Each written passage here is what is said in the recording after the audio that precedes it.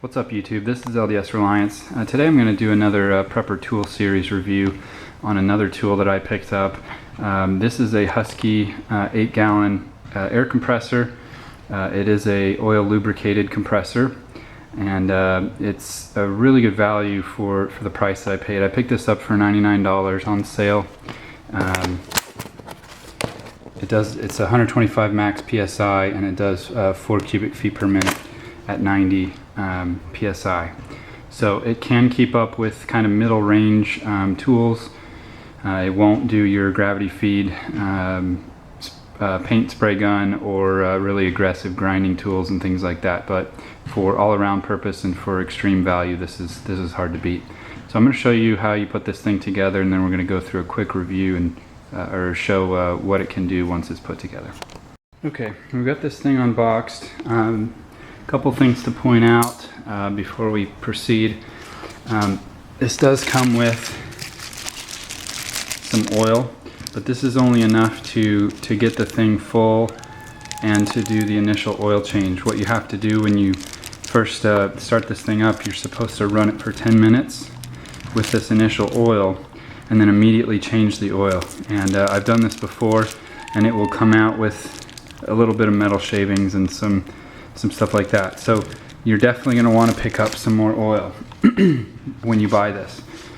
So, you know, I just opted to get some more Husky oil there at Home Depot. This was about $3. This is plenty for probably 2 oil changes. And the reason, there's some debate out there. You can use synthetic oil and some, you know, like 10W30 type stuff if you want, but there's some debate out there whether the detergents and some of that stuff in those oils will cause problems over time with this. The manual that it comes with actually recommends not using conventional motor oil. So that's up to you, but this is cheap enough, and it will work. So let's proceed with. Oh, one other thing to show you. When you take this off, this is the oil fill hole basically, and it's surrounded in this plastic. Now, if you just rip this off, you run the risk of, you know, tearing off some of this plastic and it falling inside the engine, which would not be good. So you're going to want to be very careful. Kind of pry this up gently with a screwdriver or something. Make sure that you don't drop any contaminants into the engine. Okay, first step is to get the wheels on. Pretty self-explanatory. The directions are pretty easy, but basically you've got, you know, a bolt that goes through with a lock washer and a nut, and they just go on right here on the end. Okay, one other thing to note when you're tightening down these wheels, the manual says that they're 10 millimeter, but they are certainly not. It's 17 millimeter will work, or roughly the SAE equivalent of 11/16 will work. I've tried it. It's a little bit sloppy, but it'll get the job done. Okay, now that the wheels are on, we're going to attach the handle. Now these pieces, the two sides go inside the black brackets. So you push this in, and I can't really do this with one hand, but then you put these on. These are hex, so get your hex wrench set out and tighten these up on both sides. Okay, so now with the handle on, the next step is we're going to put the oil in. Once again, we're going to grab the oil that came with it, carefully taking off the plug that was here, and we're going to add oil into this, and then we're going to come around. Let's see, where was that? Oh, right here in the front. This little gauge here, basically the oil is going to fill up and then come horizontally across this, and you want it to be horizontal right across this little bubble in the middle over this red dot.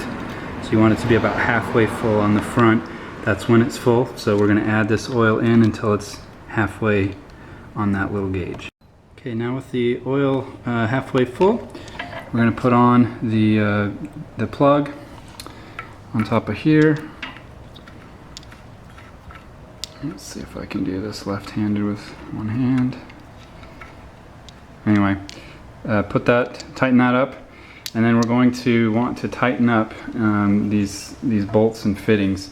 Make sure everything's tightened up on this thing so nothing leaks out. It says to do that in the directions. It doesn't really give you any specific places to tighten up, but I've found that these things can leak through the gasket right here. So go ahead and tighten up these 4 bolts right here. Okay, the next thing we're going to do, this is the bleeder valve for the tank. So we're going to run this thing. The break-in procedure requires you to run this thing for 10 minutes. And so in order to keep the engine or the motor going for 10 minutes, you're going to have to open this thing up. So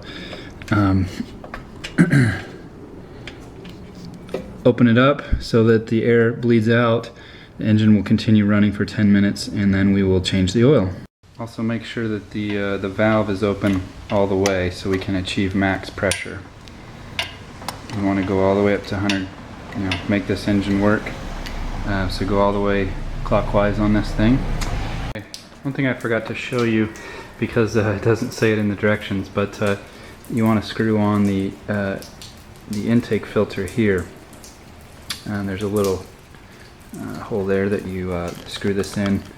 Okay, with the thing plugged in, all you got to do is flip this switch and it turns on, and I'll show you kind of how loud it sounds, but then we'll break for 10 minutes and change the oil.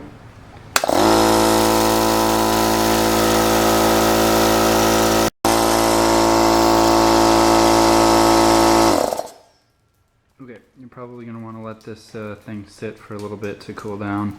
Okay, so this thing's cooled off, so now what we're going to do is open the filler cap here, and then we're going to, this is the drain plug, so we're going to open this up and drain it, and then seal this back off, put in some new oil, and it'll be ready for our next use. So I don't know if you can see this, but the oil in here during the change, it's pretty milky. It's got a lot of fine metal shavings in it. So this is definitely something you're going to want to do before you actually use this much. Okay, we've got the oil changed, and now we're going to fire this sucker up, and I'll use it to check or inflate the tires on my car. It's not a great test, obviously. It doesn't use a lot of pressure, but we'll see it in action anyway.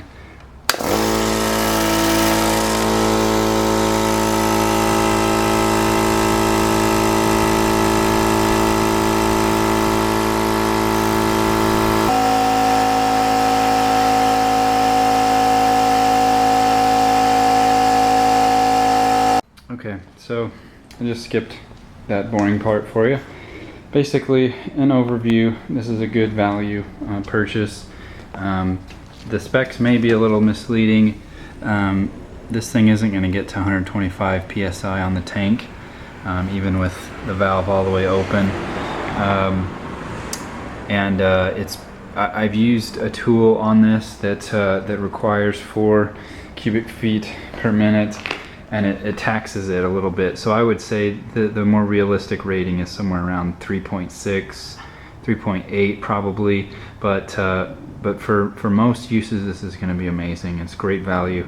I would highly recommend this to most anyone, unless you're a hardcore contractor or need to run really air intensive tools. Alright, thanks for watching, guys. I hope you liked it.